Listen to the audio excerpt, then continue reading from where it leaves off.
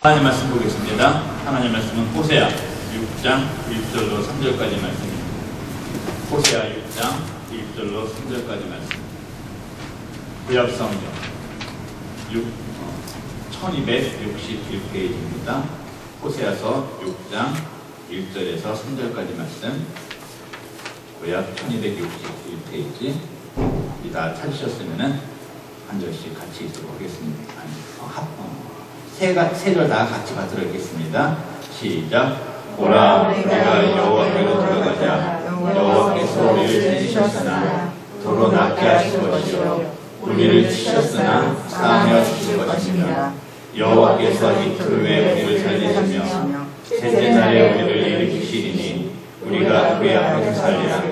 그러므로 우리가 여호와를 알자. 힘써 여호와를 알자. 그의 나타나심을 새벽빛같이 여겨놓나니 비와 같이 땅을 적시는 늦은 비와 같이 우리에게 임하시리라 하니라. 아멘. 기도하겠습니다. 하나님 감사합니다. 오늘도 사랑하는 백성들 주님 존전에 나와서 함께 예배를 드립니다. 이 시간 정말 저희들이 최선을 다하는 예배를 드리고 있는지 우리의 모습을 돌아보게 하시고 정말 늘 끼어서 기도하는 가운데 주일에 모여서 최선을 다해서 영과 진리로 예배드리는 우리 모두 될 수 있도록 주님 인도하여 주시옵소서. 이 시간에 귀하신 하나님의 말씀을 나눕니다. 성령 하나님 이 시간도 함께해 주셔서 아버지 말씀을 전하는 자나 말씀을 듣는 자나 하나님 한 분만을 생각하고 말씀만을 생각하고 그 말씀을 나눌 때에 그 말씀을 우리 마음의 밭에 충분히 내리고 귀한 열매 맺으며 살아가는 우리 될 수 있도록 주님 인도하여 주시옵소서. 부족한 종 세우셨으니 붙잡아 주시고 준비한 말씀 바르게 전달할 수 있도록 하나님 함께하여 주시옵소서. 감사하며 예수님의 이름으로 기도 올려옵나이다. 아멘.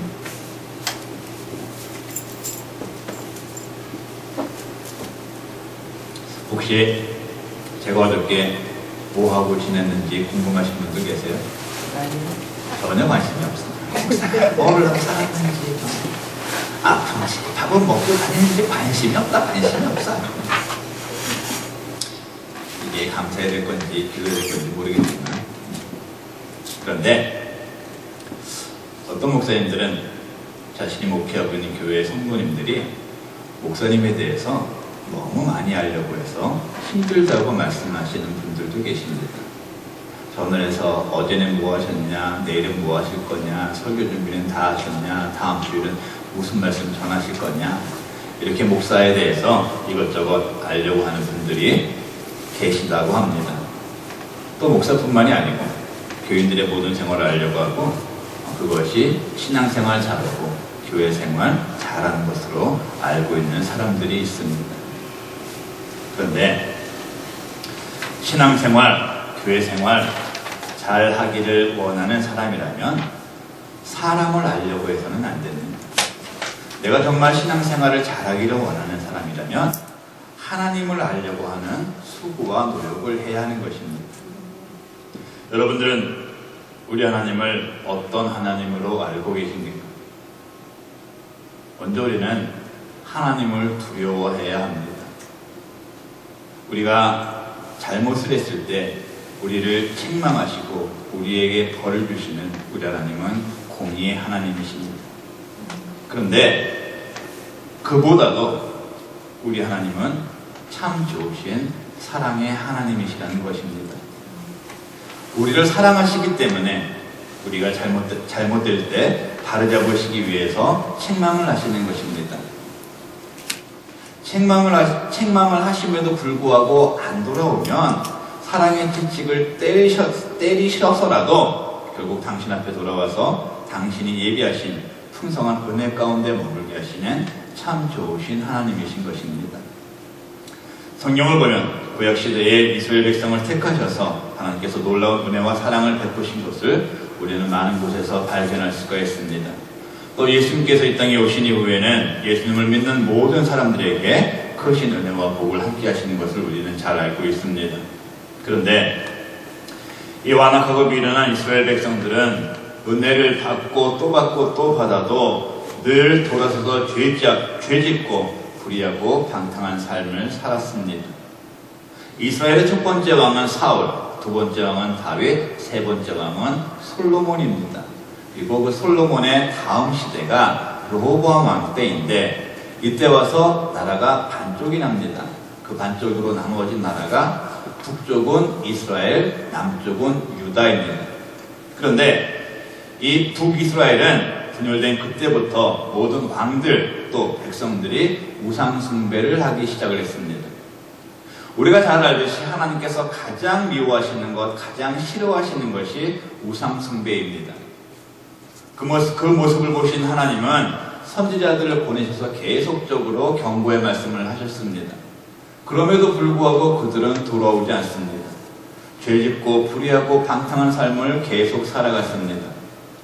그래서 하나님께서는 오늘 본문의 호세아 선지자를 통해서 저들에게 다시 한번 회개의 메시지를 전하십니다. 호세아 1장을 보면 하나님께서는 호세아 선지자에게 너는 나가서 고멜이라고 하는 음탕한 여인을 택해서 아내로 삼아라 이렇게 말씀을 하십니다.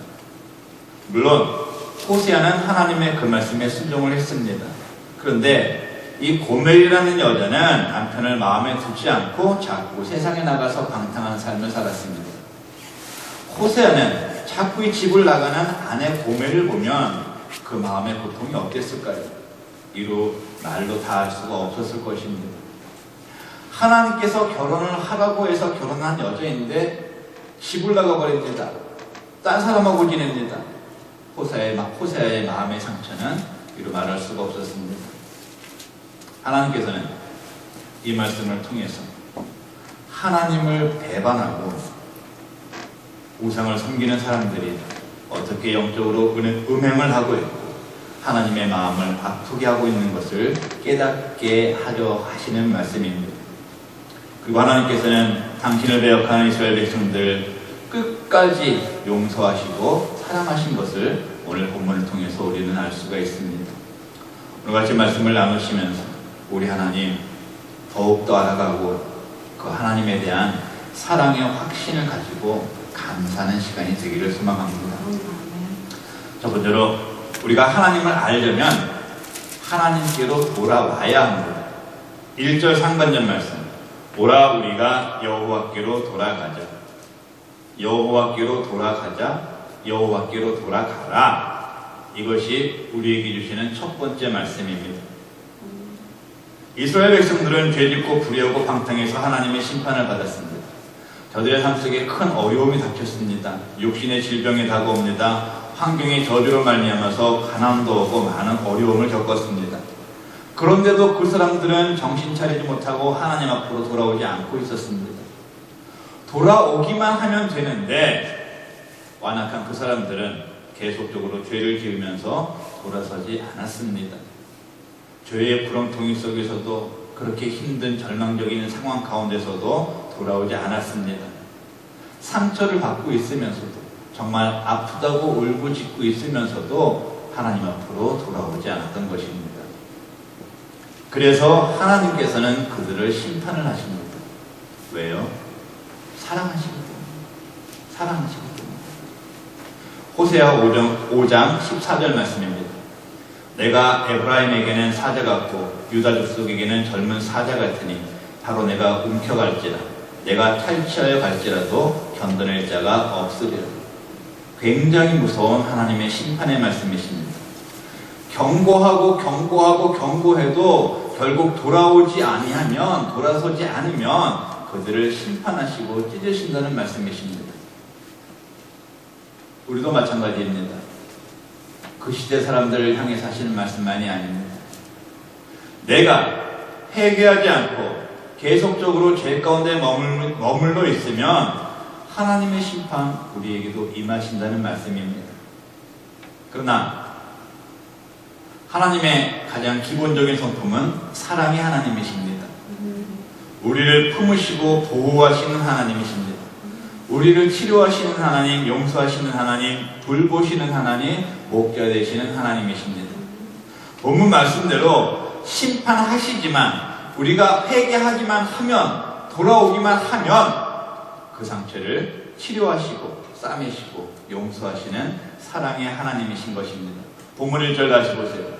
오라 우리가 여호와께로 돌아가자. 여호와께서 우리를 찌르셨으나 도로 낫게 하실 것이요 우리를 치셨으나 싸매어 주실 것입니다. 하나님께로 돌아가자. 하나님께로 돌아가면 하나님께서는 우리를 벌하셨으나 내가 회개하고 온전히 돌아가면 사랑의 하나님은 우리를 낫게 하시고 우리를 싸매어 주실 것이다. 이 고백이 우리의 고백, 우리의 외침이 되기를 바랍니다.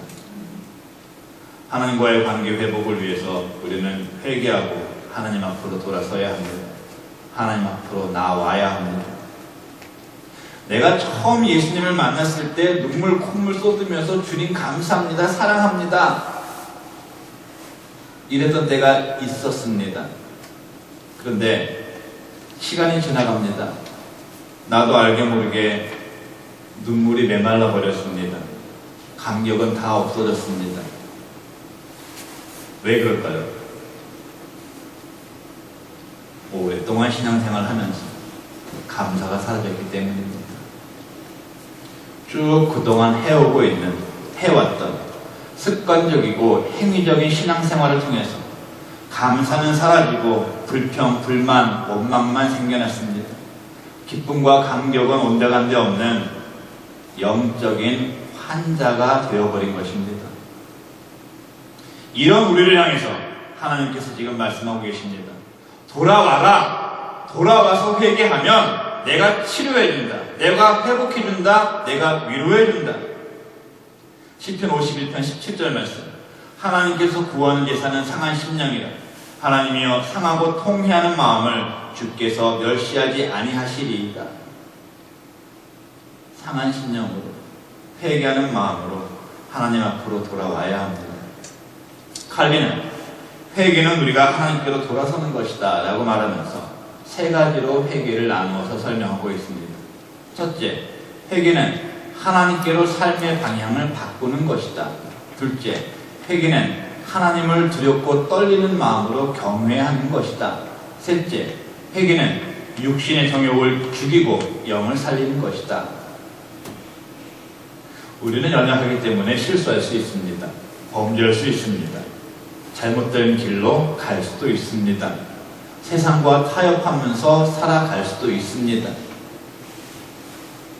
그런데 중요한 것은 내가 이렇게 잘못하고 있는 모습을 빨리 깨닫고 온전한 회개를 해야 한다는 것입니다. 하나님 앞으로 돌아와야 한다는 것을 깨닫고 알고 행해야 한다는 것입니다. 예수님의 두 제자를 기억해 보시기 바랍니다. 한 사람은 가룟 유다고 또 한 사람은 베드로입니다. 두 사람 다 주님을 배반했습니다. 가룟 유다는 은 30냥을 받고 예수님을 팔았습니다. 수제자라고 하는 베드로는 예수님께서 붙잡혀서 가야바의 뜰에 있을 때 예수님을 모른다고 3번이나 부인을 했습니다. 더군다나 마지막 3번째는 저주하고 맹세하면서 예수님을 나는 모른다라고 말했던 사람입니다. 그런데 그 뒤에 가룟 유다는 목매어 자살해서 죽었고요. 돌아오지 않았습니다. 그러나 베드로는 돌아왔습니다. 내 양을 치라. 내 양을 먹여라. 이 예수님의 말씀에 순종하고 돌아와서 위대한 사도요, 위대한 순교자로 그 이름이 남겨지게 된 것입니다. 돌아와야 합니다. 잘못하는 것도 문제지만 더 큰 문제는 돌아오지 않는 것입니다. 자, 그럼 어떻게 돌아올 수 있느냐? 내 힘, 내 능력으로는 돌아올 수가 없습니다. 그래서 우리는 예수님의 보혈의 능력을 의지해야 하는 것입니다. 예수님의 능력을 의지해서 주님, 저를 긍휼히 여기소서, 나를 불쌍히 여기소서 라는 정말로 가난한 심령을 가지고 돌아와야 합니다. 돌아오면 신실하신 하나님께서는 약속하신 말씀대로 반드시 우리를 치료해 주십니다. 행여나 지금 내 마음이 하나님을 떠나 있는 분이 계십니까? 내 주변에 하나님을 떠나서 방황하고 있는 사람들이 있습니까? 하나님 앞으로 돌아와야 합니다. 하나님께로 돌아오라고 반드시 전해야 합니다. 돌아와서 하나님을 아시기 바랍니다. 돌아오면 하나님 우리 살려주시고 치유해 주시는 참 좋으신 분인 것을 알아야 합니다. 그 하나님 알고 온전한 회개의 마음을 가지고 꼭 돌아와서 우리를 낫게 하시는 하나님, 우리를 싸매어 주시는 하나님의 은혜를 체험하고 또 누리고 증거하는 우리 모두가 되기를 주의 이름으로 축원을 드립니다. 두 번째로 우리 하나님은 우리를 일으키시고 살리시는 하나님이심을 우리가 알아야 합니다. 2절 말씀 보세요. 여호와께서 이틀 후에 우리를 살리시며 셋째 날에 우리를 일으키시리니 우리가 그의 앞에서 살리라. 아멘. 자, 1절에서 낫게 하시고 싸매어 주신다는 말씀을 하신 후에 2절에서는 우리를 일으키시고 우리를 그의 앞, 누구의 앞? 하나님 앞에서 살리라고 말씀을 하고 계십니다. 자, 다시 말씀을 드리면 본문 그대로 여호와께서 이스라엘 백성 자신들을 이틀 후에 살리시고 셋째 날에는 일으키실 것이라는 것을 하나님께서 호세아를 통해서 예언을 하고 계신 것입니다. 자, 이 말씀은 하나님의 구원이 임할 것임을 의미하고 있는 말씀입니다. 자, 우리 주변의 사람들 한번 생각해 봤으면 좋겠습니다. 겉으로는 밖에 나가서는 사람들하고 웃고 재미있게 잘 지내는데 혼자 자기만의 공간에 와서 있으면 이렇게 깔아앉는 사람들이 많이 있습니다. 자, 이 말을 다른 말로는 우울증이라고 하기도 합니다. 왜 그럴까요? 왜 우울증이 걸릴까요? 확신이 없어서 그렇습니다. 내 삶에 대한, 내 미래에 대한, 또 죽음 이후에 대한 확신이 없기 때문에 많은 사람들이 불안해하고 더 나아가서는 우울증이라는 병을 앓게 되는 것입니다. 자, 우리가 중요하게 짚고 넘어갈 부분이 있습니다. 자, 내가 신앙인이라면, 내가 예수님을 믿는 사람이라면, 내가 하나님을 아버지라고 부르는 사람이라면 이 우울증은 없어야 합니다. 늘 기뻐해야 되고요, 늘 즐거워해야 되고요, 늘 감사해야 합니다. 그런데 그렇지가 못해요. 교회 다니는 많은 사람들이, 신앙인이라고 하는 사람들이 우울증을 앓고 있습니다. 그리고 그것을 자랑하고 있습니다. 나 우울증에 걸렸어요. 이것은 아주 잘못된 것입니다. 신앙생활하면서 하나님에 대해서 잘못 알고 있기 때문에 신앙생활을 잘못하고 있기 때문에 믿는 사람들이 우울증이라는 병을 앓고 있는 것입니다. 자, 다르게 말씀을 드리면 우울증이라는 병을 핑계 삼아서 신앙생활을 제대로 하지 않고 있는 자기 자신을 합리화시키고 있다고 말씀을 드릴 수가 있는 것입니다. 본문 1절 2절 다시 한번 잘 보세요. 오라 우리가 여호와께로 돌아가자. 여호와께서 우리를 찢으셨으나 도로 낫게 하실 것이요 우리를 치셨으나 싸매어 주실 것이라. 여호와께서 이틀 후에 우리를 살리시며 셋째 날에 우리를 일으키시리니 우리가 그의 앞에서 살리라. 아멘.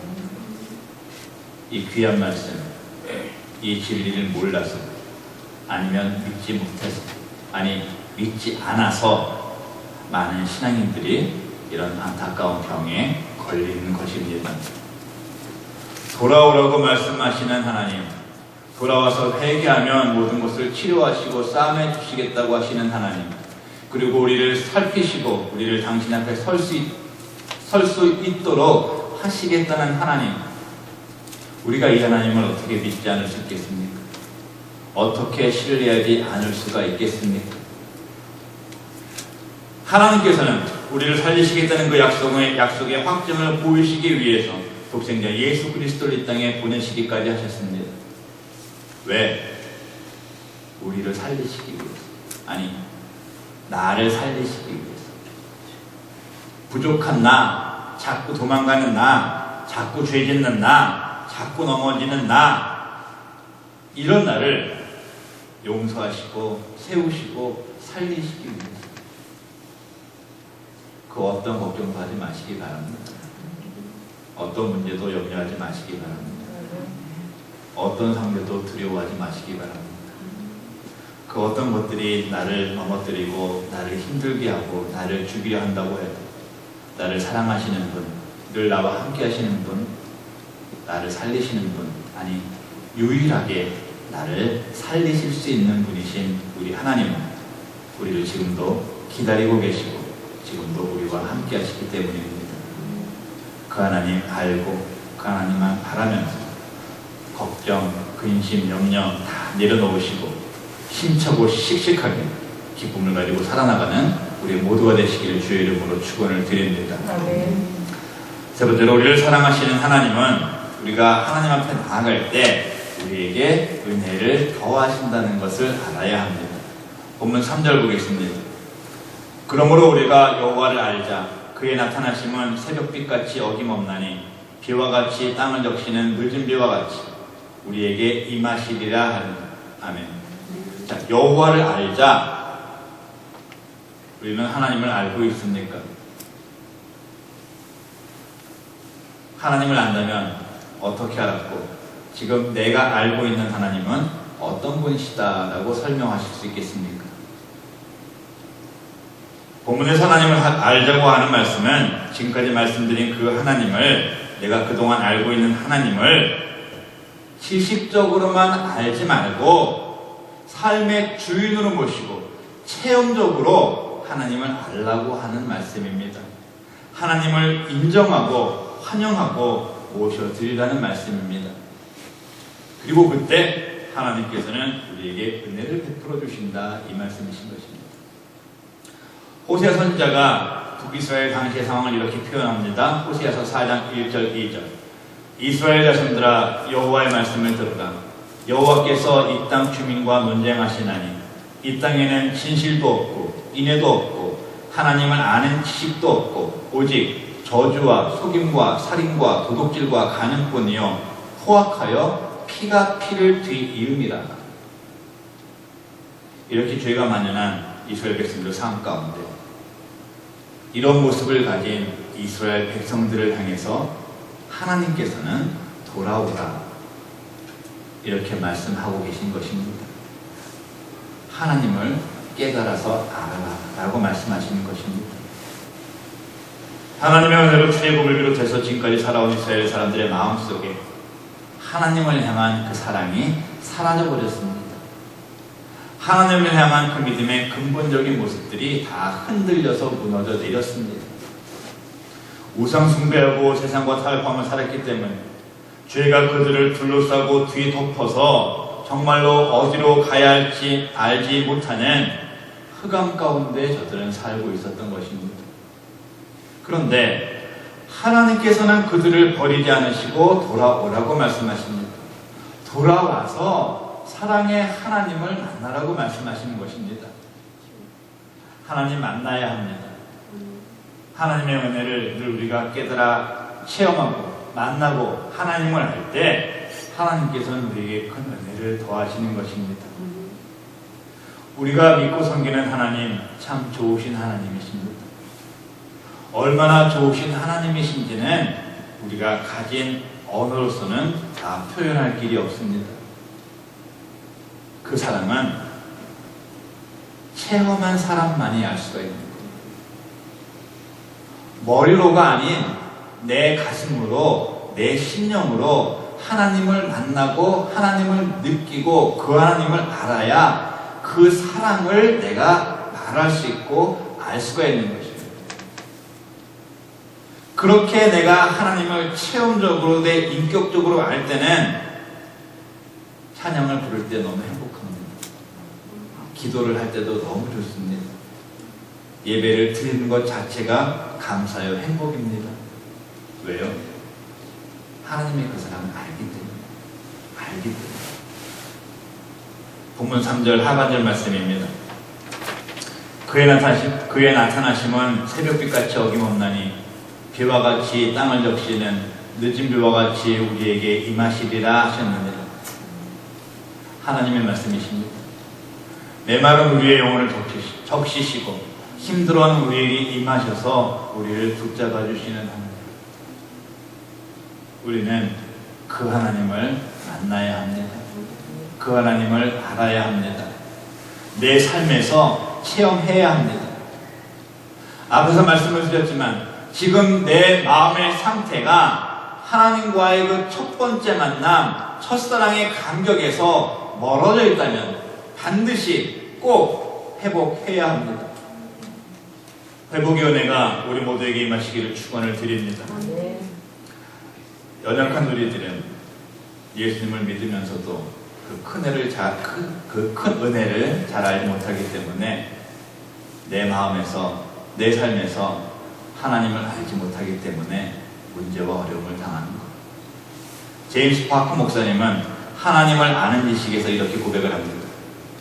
내가 안다고 여기는 것을 버리고 하나님을 알기 원할 때 그 알은 새로운 알므로 우리를 변화시킬 수 있습니다.